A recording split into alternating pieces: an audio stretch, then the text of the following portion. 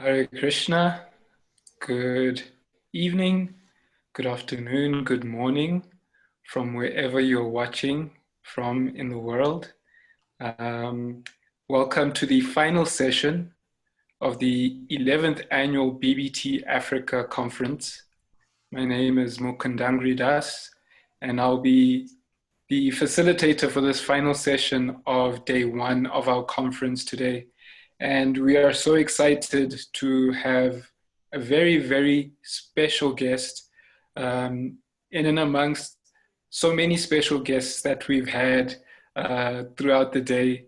And for those of you who have missed our previous sessions, don't fear. They are on our Facebook page and will also be on our YouTube channel, BBT Africa. So I'd just like to take the opportunity to introduce our next guest. We are pleased and very grateful and very honored to have His Holiness Giriraj Maharaj joining us today. Maharaj is a disciple of His Divine Grace, A.C. Bhaktivedanta Swami Prabhupada. Maharaj is presently based in California and is now focusing on one of the main personal instructions he received from Srila Prabhupada, and that is to write. He is the author of Watering the Seed, Many Moons, and the forthcoming I'll Build You a Temple, the Juhu Story.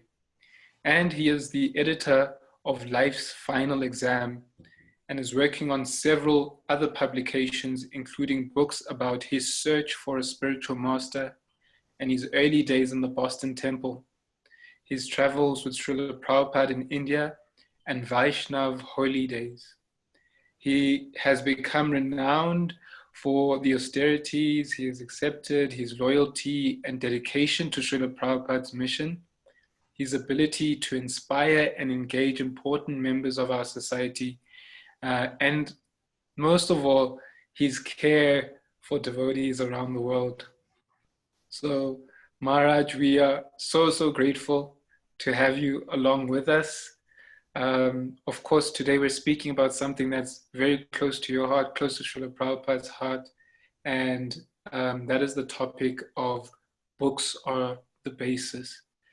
And I'd just like to hand over to you now so that you can guide us through this meditation of why books are the basis and why they're so close to Srila Prabhupada's heart. Thank you, Maharaj. Thank you. So I'll just begin by singing the Mangalacharana prayers to invoke auspiciousness. Of course, there's already great auspiciousness just by the topic and the assembly. And then I will speak.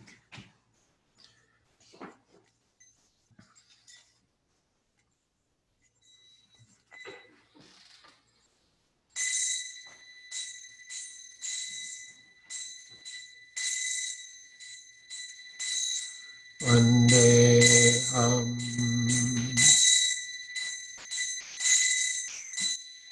Shri Guru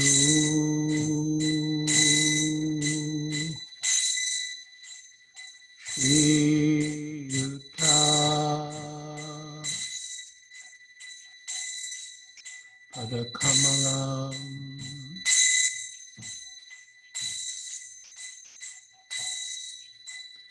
Shri Guru Vaishnavangsha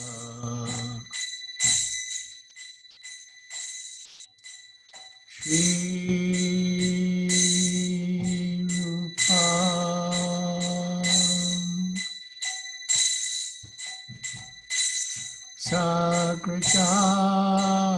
Sagrajatam Sagana Raghunatham Etam Stam Sajivam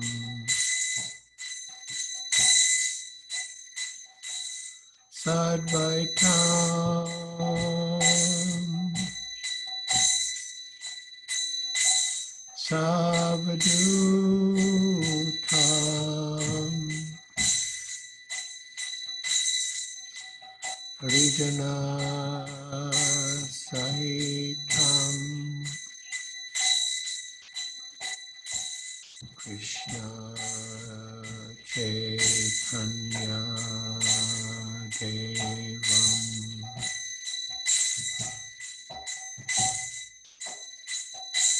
Shri Radha Krishna Padam Sagana Lalita Shri Vishakhanvitam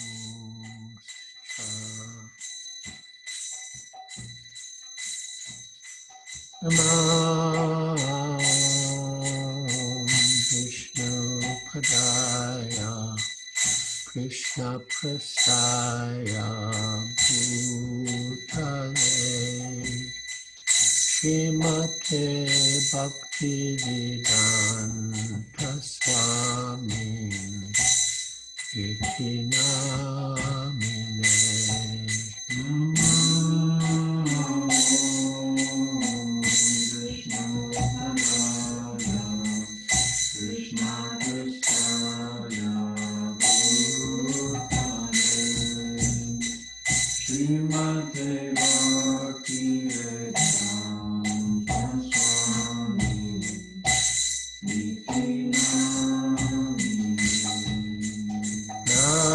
Namaste Saraswati Deve Gauravani Pracharine Nirvishesha Shunyavadi Paschatyadesh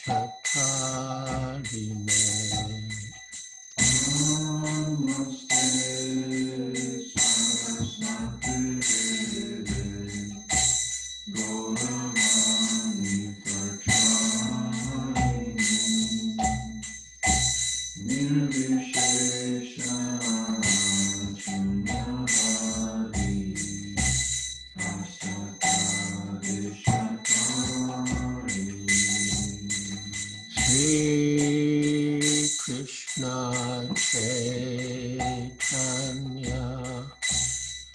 Prabhu Nityananda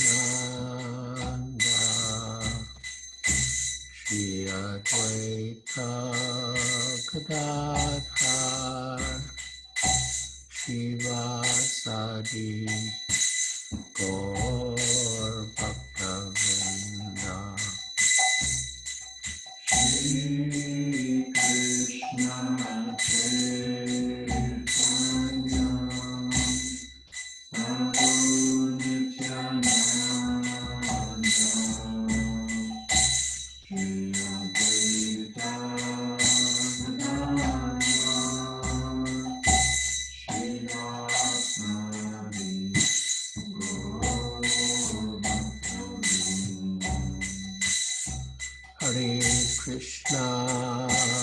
Hare Krishna, Krishna Krishna, Hare Hare, Hare Rama, Rama Rama, Hare Hare. Hare Krishna, Krishna Krishna, Hare Hare,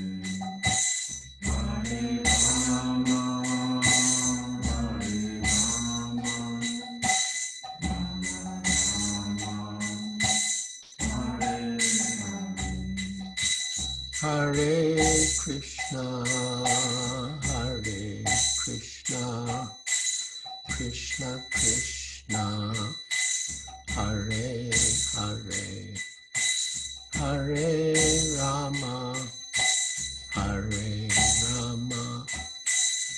Rama Rama, Hare Hare, Hare Krishna, Hare Krishna, Krishna Krishna, Hare Hare, Hare Rama, Hare Rama, Rama Rama,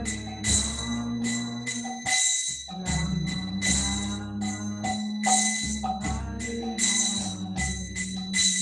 Jaya Prabhupada, Jaya Prabhupada, Prabhupada, Jaya Prabhupada. Jaya Prabhupada, Jaya Prabhupada, Prabhupada, Shila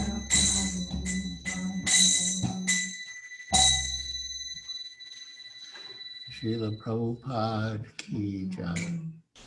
Transcendental Book Publication and Distribution Ki Jai. So the an initial impetus to Srila Prabhupada's emphasis on publishing and distributing books came from his Guru Maharaj at Radhakund. It's described in Srila Prabhupada Lilamrita that Srila Bhaktisiddhanta said, when we were living in a rented house, if we could collect 200 or 300 rupees, we were living very nicely at Uttadanga. We were happier then. But since we have been given this marble palace in Bagh Bazaar, there is friction between our men. Who will occupy this room? Who will occupy that room? Who will be the proprietor of this room? Everyone is planning in different ways. It would be better to take the marble from the walls and secure money. If I could do this and print books, that would be better. Then Srila Bhaktisiddhanta Saraswati Thakur said directly to Srila Prabhupada, I had a desire to print some books. If you ever get money, print books.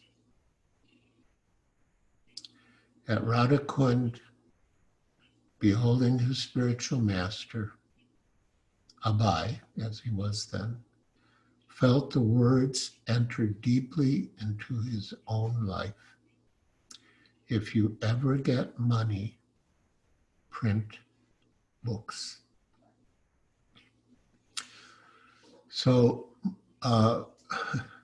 Mukundagiri Prabhu mentioned my forthcoming book about Srila Prabhupada and Juhu, entitled I'll Build You a Temple, the Juhu story.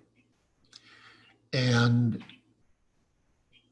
with Srila Prabhupada and Juhu, I experienced personally his emphasis on book distribution. There were many complications in Juhu with getting the land in our name and then getting the permission to build. And at one point, Srila Prabhupada said, if necessary, we can simply make Hare Krishna land into a bus stop. We can have many buses for distributing our literature, and those buses can go traveling and distributing books, and they can come back to Hare Krishna land, the bus stop, and the devotees can spend a few days and become rejuvenated and get more books and then go out again. So after some time,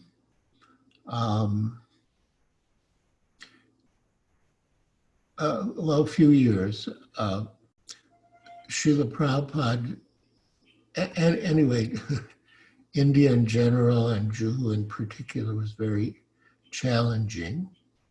And after some time, Srila Prabhupada decided to try Bhagavan Das, who was the GBC for France, to see how he would do as the GBC in Bombay.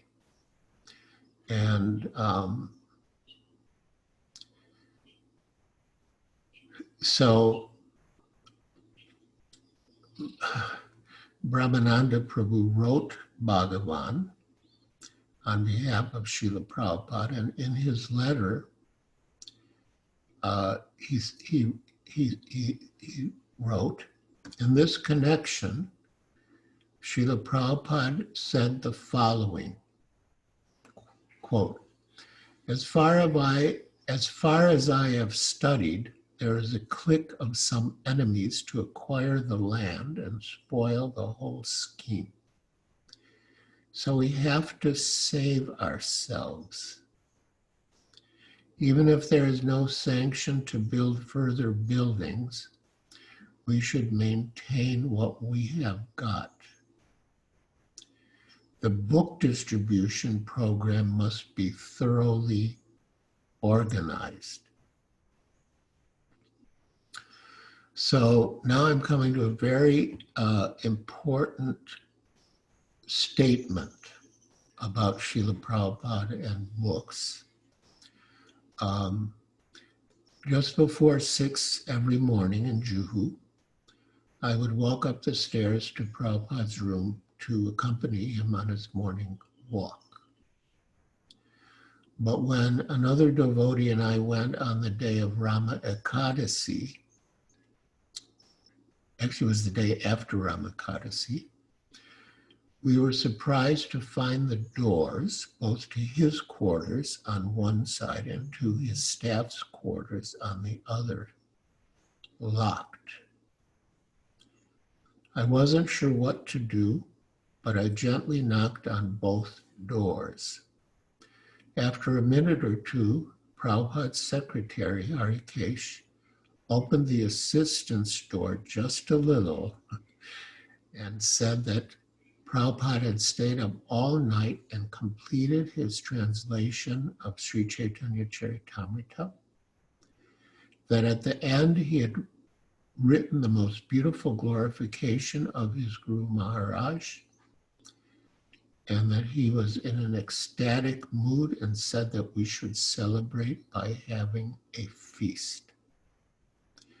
So I'm going to read some excerpts from Srila Prabhupada's concluding words, because they really, they trace the history of his writing and publishing books, and explain the importance of it, handed down to him by his Guru Maharaj. So in his concluding words, Srila Prabhupada wrote, today, Sunday, November 10th, 1974, corresponding to the 10th of Kartik, Chaitanya era 488, the 11th day of the dark fortnight, the Rama Ekadasi, we have now finished the English translation of Sri Krishna Das Kaviraj Goswami's Sri Chaitanya Charitamrita in accordance with the authorized order of His Divine Grace, Bhakti Siddhanta Saraswati Goswami Maharaj, my beloved eternal spiritual master, guide, and friend. In 1936, just before His Divine Grace passed away at Jagannath Puri, I wrote him a letter asking what I could do to serve him. In reply, he wrote me a letter dated 13th December 1936, ordering me to preach in English the cult of Sri Chaitanya Mahaprabhu as I had heard it from him. after he passed away, I started the fortnightly magazine Back to Godhead sometime in 1944 and tried to spread the cult of Sri Chaitanya Mahaprabhu through this magazine. After I took sannyas, a well-wishing friend suggested that I write books instead of magazines. Magazines, he said, might be thrown away, but books remain perpetually. Then I attempted to write Srimad Bhagavatam. When I had published Srimad Bhagavatam, first canto in 3 volumes in India, I thought of going to the USA. So this is very significant that Srila Prabhupada did not want to come to America without books. He had no money. He was allowed to bring a very limited number of rupees, which converted into $7, which Srila Prabhupada said was hardly a few hours spending money in New York. But he had his books. And because he had his books, he had confidence about the success of his mission. And later, when devotees were, I suppose, doing research or gathering information for Srila Prabhupada Lilamrita, they visited some of the bookstores that Srila Prabhupada had personally approached when he had first come to New York. And the proprietors of the bookstores remembered Srila Prabhupada. He would come and give them prasad, samosas, and his books, those 3 volumes of the first canto of Srimad Bhagavatam. So Prabhupada, even in India, in Delhi, he was personally distributing his Back to Godhead. And now in New York City, he was personally distributing his Srimad Bhagavatam. So when I had published Srimad Bhagavatam, first canto and 3 volumes in India, I thought of going to the USA. By the mercy of His divine grace, I was able to come to New York on September 17th, 1965. Since then, I've translated many books, including Srimad Bhagavatam, the Bhakti Rasamrita Sindhu, Teachings of Lord Chaitanya, a summary, and many others. In the meantime, I was induced to translate Sri Chaitanya Charitamrita and publish it as an elaborate version.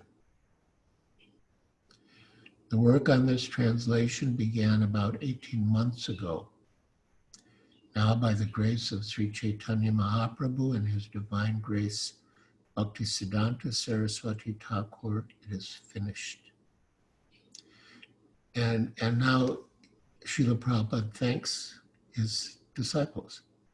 I have to thank my American disciples, especially Sriman Pradumya Das Adhikari, Sriman Nitai Das Adhikari, Sriman Jayadwaita Das Brahmachari, and many other boys and girls who are sincerely helping me in writing, editing, and publishing these literatures.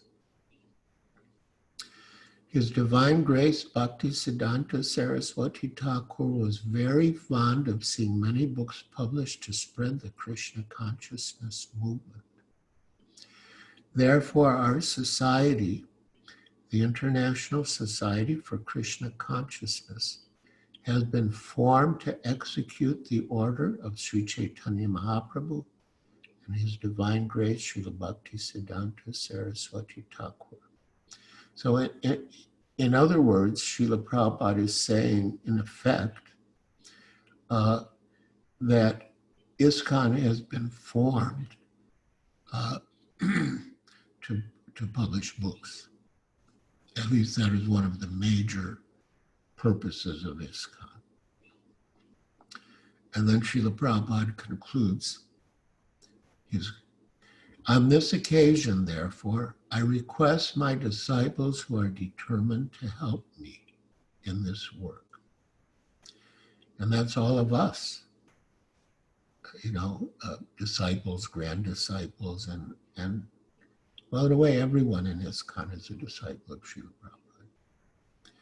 On this occasion, therefore, I request my disciples who are determined to help me in this work to continue their cooperation fully, so that philosophers, scholars, religionists, and people in general all over the world will benefit by reading our transcendental literatures, such as Srimad Bhagavatam and Sri Chaitanya Charitamrita.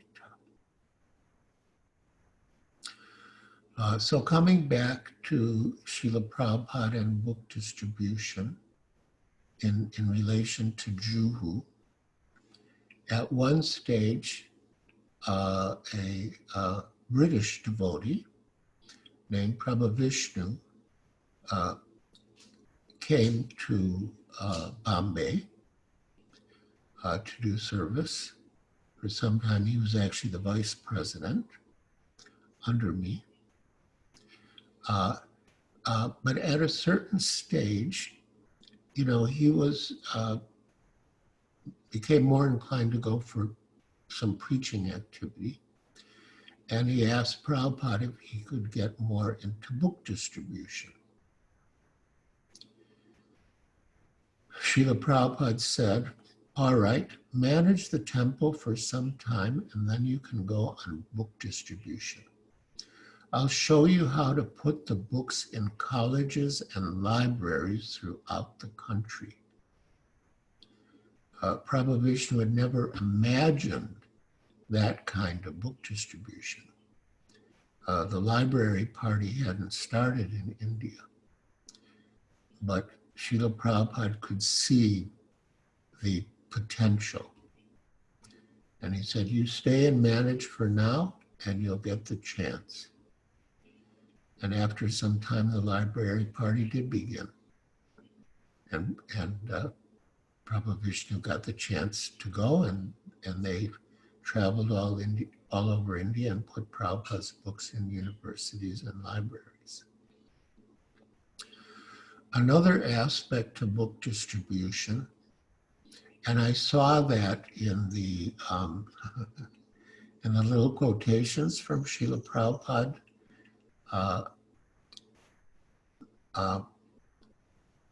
about he had hatched a transcendental plan to generate funds by the distribution of books.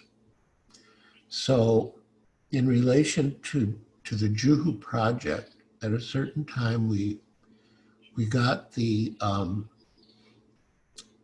land in our name and we got the permission to build, and we hired a very big contractor.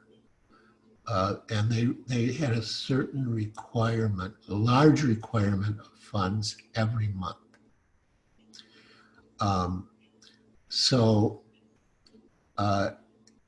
As Gopal Krishna relates, as quoted in my book, Rameshwar was a very strong motivator of book distribution.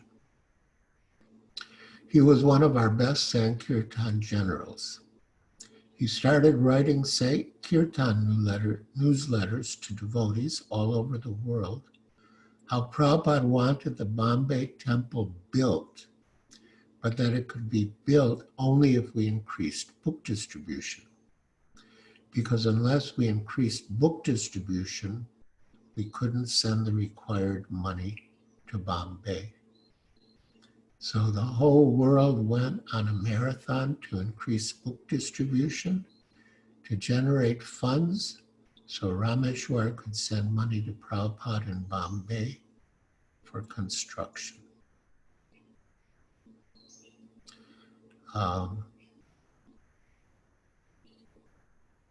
And there was another exchange with Srila Prabhupada much later in 1977 when he was ill in Vrindavan and was asking us to make arrangements whereby, ISKCON and the BBT could continue after his departure.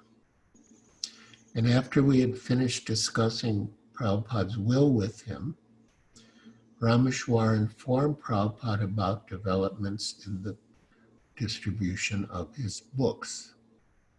Quote, I just received a telegram from America about the book selling. It is from our main warehouse in Los Angeles. They report that there has been an increase this month over last month. For Back to Godhead, the increase has been 70%. For small books, it has increased 45%. For medium books, such as the Krishna Trilogy and Ishopanishad, it has increased 45%. And for the hardbound books like Bhagavad Gita and Srimad Bhagavatam, it has doubled, a 200% increase. And Prabhupada said, that is very good. And I said, a 200% increase means it's tripled. A 100% increase is doubled. So 200% increase is tripled. And Prabhupada said, very good. And Tamal Krishna said, simply by your word, Srila Prabhupada, it is happening. And Rameshwar said, everyone is now wearing these double it buttons. The whole movement is simply thinking of doubling book distribution. And then here, what Srila Prabhupada said at the end is very, it's a very concise, very concise statement. He was very sick, he wasn't really speaking much.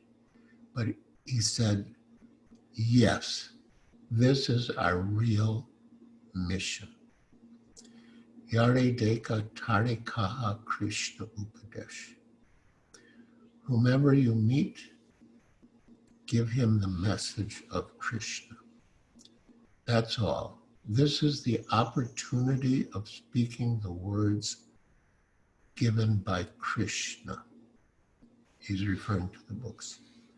Krishna, Dvaipayana, Vyas, or Krishna are the same. Then he said, so that is all right. Now no more talking, because he was quite ill and weak. So, yeah, these are some of my memories of Srila Prabhupada related to his writing, publishing, and distributing books. As many of you may know, Srila Prabhupada hardly slept. He would retire at 10 at night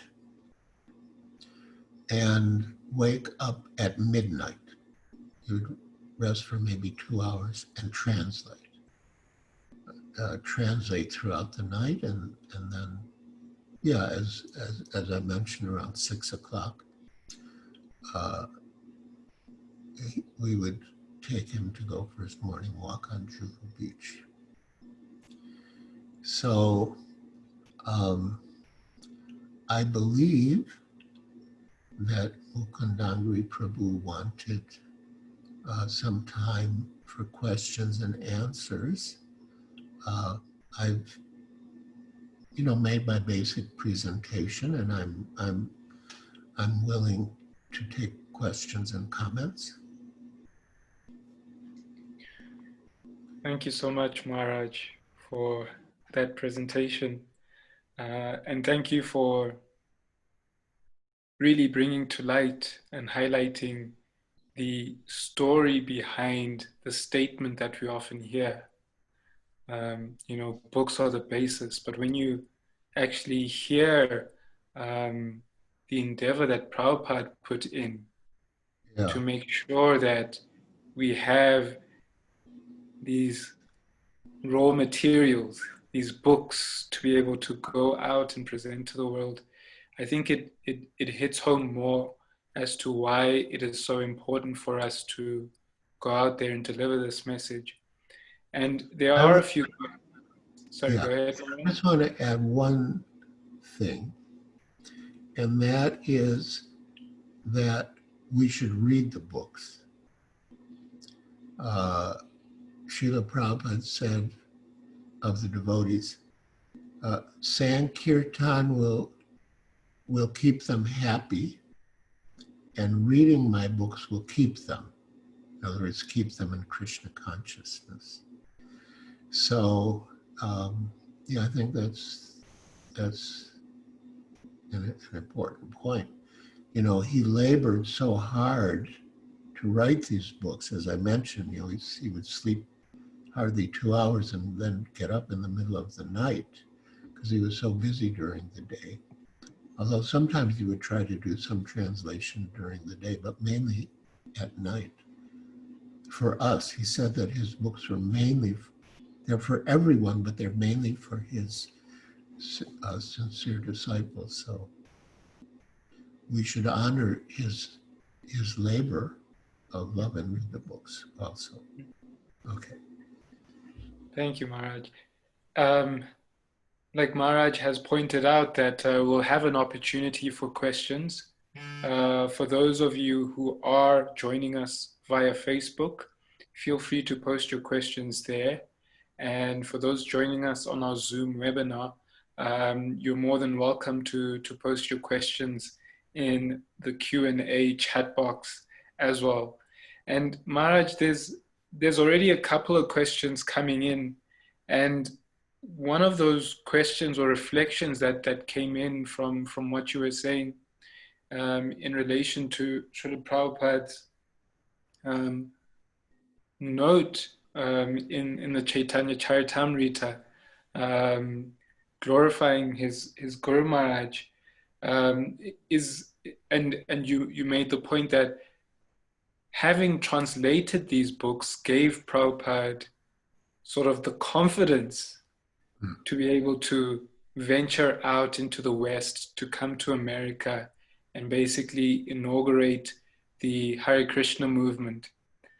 Now, when we sort of link that back to ourselves, how can we sort of cultivate that very same confidence, in the sense that how do we begin the process of first tapping into Srila Prabhupada's mercy through his books before we begin the process of going out and delivering the mercy to others? Actually, both giving mercy and receiving mercy go together. When we preach, we get mercy. When we get mercy, we make advancement in Krishna consciousness, and then when we make advancement in Krishna consciousness, we preach and give more mercy. But I think it's important that devotees read the books and understand the value of the books. And like Srila Prabhupada said, if we go out and distribute books and someone asks, well, what's in the book? And the devotee says, well, I don't read the books, I just sell them. That's not very good. So we should read the books and appreciate by personal realization the value of the books and the value of following the instructions in the books. And that will give us impetus and confidence to go out and distribute the books. Thank you, Maharaj. There's another question here from Facebook. Someone has asked, and this is a nice segue from what you've just answered right now. How do we develop taste to read books? Is a very good question. And of course, the answer is in Srila Prabhupada's books. Specifically, I'm referring to the Nectar of Instruction, Srila Rupa Goswami's Upadeshamrita. And he says, Syatnama Krishna Charitadi Sutapta, that the transcendental, name and character and activities of Krishna are very sweet, like sugar candy. But because we are afflicted by the disease of avidya, or ignorance, which is compared to the disease of jaundice, we don't taste this. We don't taste the sweetness as it is, because our taste has been, you could say, infected by the disease. I actually had jaundice in India, and it's true that sweet things taste bitter when you have jaundice. But the Ayurvedic cure for jaundice is sugar candy. So even though it tastes bitter, you take it. And as you take it and your disease is cured and you return to health, that sugar candy gradually tastes better and better. And then when you're completely cured, you can taste it as it is, which is sweet, like nectar. So even if we don't have taste, still we should chant and hear, we should read the books. And by chanting and hearing or reading as a type of medicine, will be cured of that disease of jaundice or avidya, and we'll be able to actually relish the sweet nectar of the books. So yeah, we might not have taste in the beginning, but if we regularly read, gradually the taste will develop. We'll become freed from that disease of avidya, which means like ignorance of our identity, first of all. Yeah, we identify with the body, so, we're not so interested in the books. But by reading the books, we'll get cured of that disease, and then we'll have taste. Thank you, Maharaj. There's a stream of questions flowing in, so we'll continue just to take them and hear from you. There's one that's come in here, and it reads, what mood should we have when reading Srila Prabhupada's books? What is always core to the objective? Yes. Actually, His Grace Burijan Das, Srila Prabhupada's disciple, wrote a very nice article or essay called Prayerful Reading. And the idea is that when we read, we should be praying to the book, to Srila Prabhupada, and in Srila Prabhupada's books, we get not only Srila Prabhupada, we get the whole parampara. We should be praying to get instructions from those books that will help us and that we should apply in our lives. So we shouldn't take what's in the books as a sort of neutral philosophy, which it is in a way, but we should take it as personal instruction to us. And we should think, you know, what is Srila Prabhupada saying to me? What does Srila Prabhupada want me to get from this? Recently there was I think a Vaishnavi retreat in which the Vaishnavis discussed reading Srila Prabhupada's books and how to get the most out of reading his books. And they had different exercises. This is for, of course, some exercise you can do on your own and some you can do when you're reading with other devotees. You know, what is Srila Prabhupada actually saying here? You know, different devotees can say what they understand Srila Prabhupada to be saying. And that also is like, you know, churning the ocean of nectar and bringing out more. Thank you, Maharaj. That was beautiful. There's another Facebook question here. Very simple, very straightforward question. How does one remain enthusiastic in book distribution? Oh, well, Srila Prabhupada has commented on enthusiasm in general. And he said that the way to maintain one's enthusiasm is to follow all the regulative principles. I remember visiting Vaisheshika Prabhu, staying with him at his home in Burlingame, California. And at that time, he was writing his book,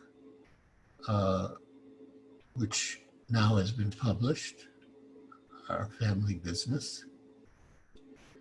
And he was saying that one of the main points in his book was that that the enthusiasm to distribute books should come as an overflow of the bliss that the devotee experiences from his or her sadhana.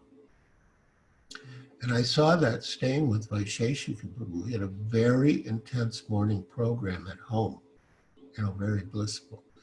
And so when he said that, you know, our enthusiasm to distribute books should come as the overflow from the bliss that we get from our sadhana, I could really see how that applied to him. And I would say it would apply to anyone.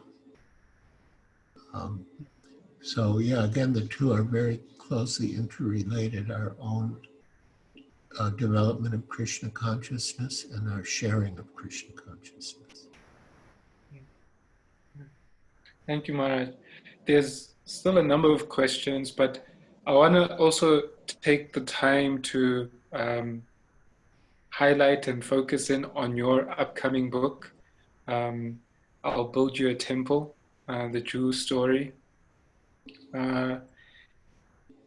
First thing is this instruction that Srila Prabhupada has reiterated to you a number of times, and that's the instruction to write.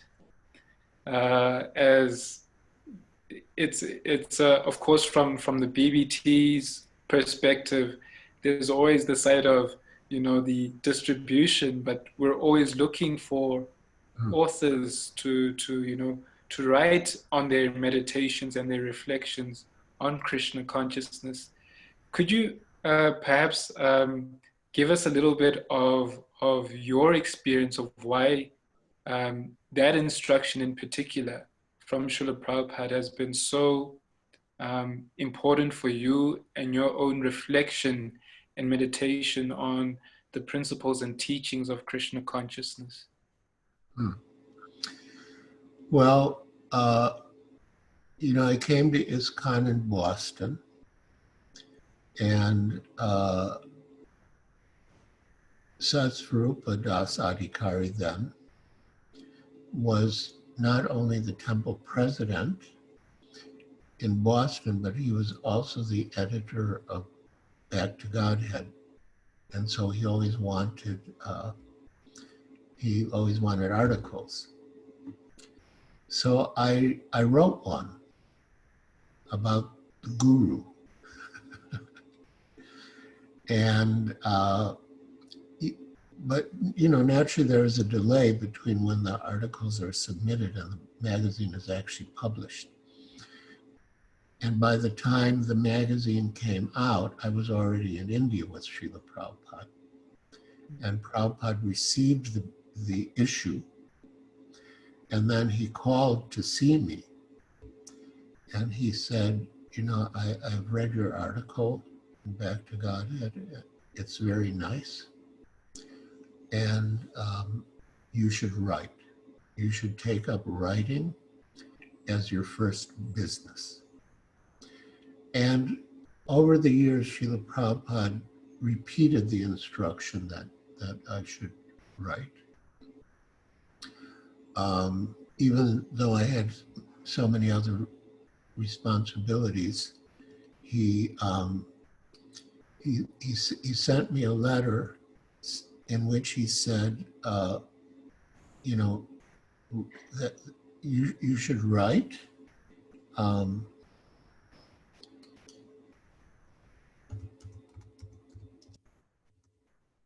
just read it. I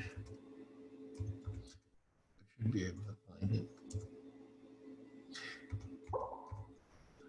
Oh, anyway, I can paraphrase it. So he said, in the midst of your heavy duties, go on writing something glorifying the Supreme Personality of Godhead. Writing means, to share your realizations, to put your realizations in print. And then he said, this writing is necessary for everyone. So, he encouraged me to write, and then specifically about the Juhu saga. After great struggle, we finally got the land in Prabhupada's name. And Mrs. Nair came to the small cottage where Srila Prabhupada was staying near the Hare Krishna land. And she signed the documents, then Prabhupada had us serve a feast. And then after everyone had left, he reclined on his bolsters and he said, it was a good fight. Someone should write a book about it. And then later, I think maybe in 1977, very close to the end,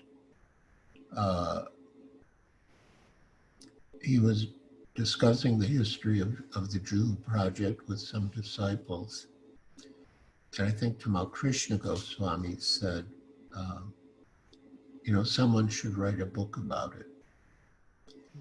And Srila Prabhupada said, yes, it is worth writing history.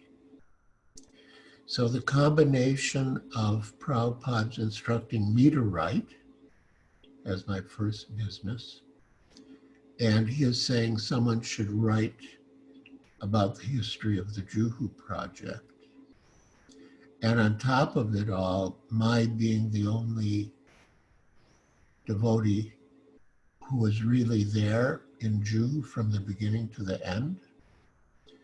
So it all added up that I should write that book. And now it's basically finished. It'll be printed by BBT Australia under His Holiness Devamrita Swami. Right. We're looking forward to reading the book, Maharaj. I particularly resonated with what you were saying about Srila Prabhupada saying that this writing is for everyone. Yeah. And as a journaler, I found that encouraging. Maharaj, there are a number of questions. I just want us to perhaps tackle at least two more, if you'll indulge us. Oh, sure. And the first of those two, I think, is a very relevant one for the time that we're living in right now. And in fact, a number of these questions that have come in speak on the same theme. Of course, we're right in the midst of a global health pandemic. Yeah. And going out into the streets and physically associating with people is restricted in so many ways right now. And yet we have this instruction, books are the basis. And hand in hand with that, we've had our traditional means of distributing these books, which is basically hand-to-hand distribution. Yeah. This is a discussion and a question that has sort of like been strung through as a golden thread right from the beginning of our sessions today. But I think a lot of devotees would love to hear your own perspective on what are some of the initiatives or that we could undertake during this period. Would you focus this period on more internal cultivation, or should we also work in cultivating innovative means to go out and distribute books digitally, etc.? So yeah, I think the devotees on this call and joining us on Facebook really want to hear your own reflections over the last 3 months and what we can do to fulfill Srila Prabhupada's instruction on this matter. Yeah, we can still distribute books even if we don't go out on the street and meet people. Srila Prabhupada had a friend in Bombay named Kartikeya Mahadevia. Sometimes Srila Prabhupada would actually stay at his home. And so Kartikeya Mahadevia, the reason I mention it, I think it's something that we can do during this period, is he would send letters to his friends and acquaintances offering, I don't know if he would ask them first or whether he would just send a Bhagavad Gita, but maybe asking them if they would like a Bhagavad Gita, or he would just send them. And I've heard of devotees now during this coronavirus pandemic lockdown who are doing that. They're phoning people and arranging to send them books by mail. There are also libraries. One disciple in Mumbai wrote me that she's really into book distribution, by the way, and she was sending books to libraries. Of course, that raised the question because she had heard that Srila Prabhupada said that people should pay for the books, so they appreciate them. But then again, Srila Prabhupada also said that as long as someone pays for the books, someone can sponsor them, that would also be all right. So she's been getting sponsors and, sending books to libraries and even to people in in the neighborhood where she lives. So yeah, we can, as Srila Prabhupada would say, tax our brains, how to distribute the books under these circumstances. It can definitely be done by mail. I think that's the safest way. Yeah. And just on that particular question, tomorrow we are having another very special guest. He's Grace Vaisheshika Prabhu, who will be speaking on the topic, this very topic, which has been raised throughout the day today.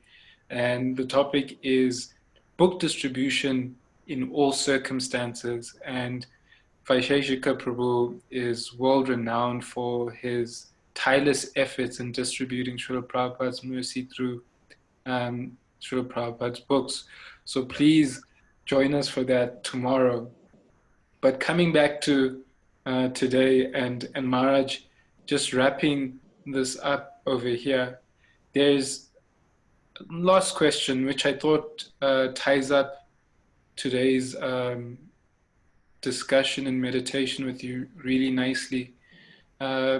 It's sort of a two-part question, and it reads, please can Maharaj share his first experience of reading Srila Prabhupada's books? And more generally, what is Maharaj's approach to studying Srila Prabhupada's books? Nice.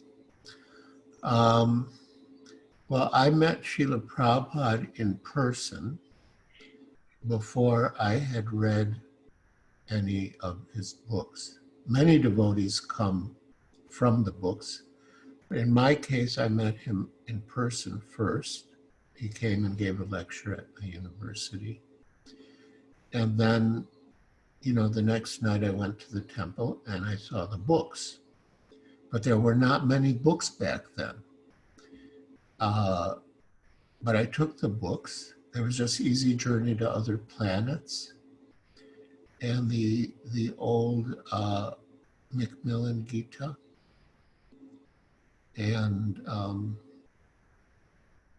that might have been, and then the three cantos of Srimad Bhagavatam.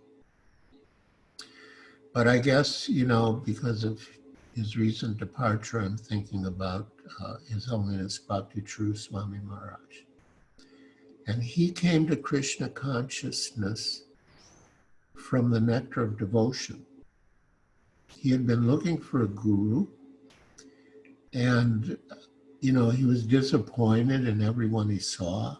He almost gave up hope that he'll ever find a genuine spiritual master. And then he got the nectar of devotion, and it was like everything in that book was true. Like he understood God is a person, Krishna is God, and he stayed up late reading the book. And then he got up early and was reading the book again, and he had a dream of Srila Prabhupada, and it was in his heart also from reading the book. This is my spiritual master. So, I just thought, to share that. And as far as ongoing reading, I always read some every day. And, sometimes, mainly Srimad Bhagavatam these days. But once I asked Srila Prabhupada about reading his books, of course we've heard, first is in terms of advancement, first Ishopanishad, then Bhagavad Gita, then Srimad Bhagavatam, then Chaitanya Charitamrita. But I personally asked Srila Prabhupada, and he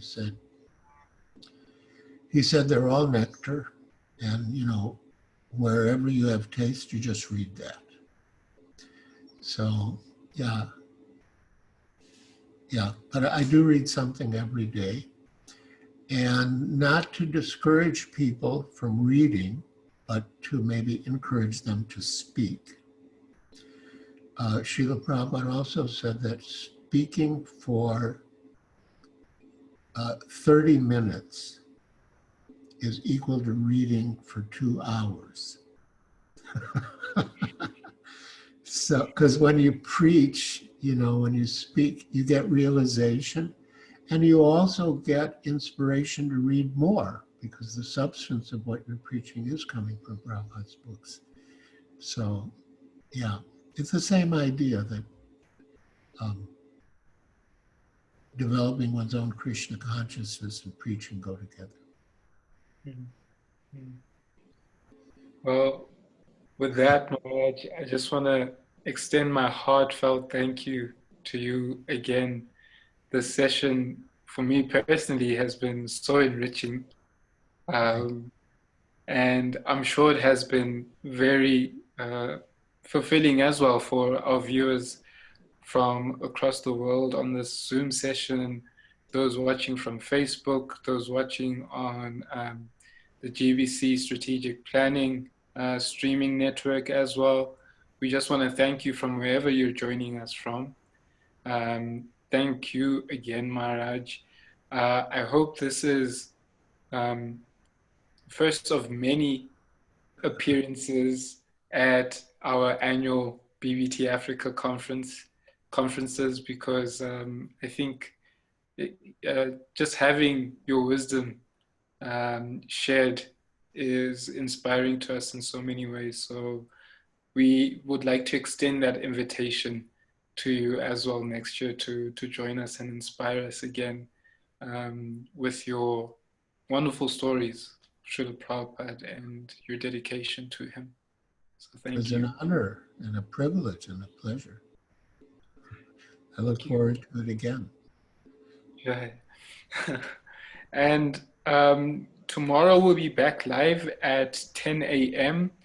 Central African time, and wherever you are in the world, you can just reference off of that. And we'll be starting with a very, very, very special session. One of my personal favorite speakers on Bhagavatam, His Grace Konteya Prabhu, and his topic will be a reflection on Bhagavatam. So I'm looking forward to that so much. I love listening to Konteya Prabhu, so please do join us for that, and join us for the other sessions that we have lined up for you tomorrow. And I wish you all the best for the remainder of the day, and we'll catch up tomorrow.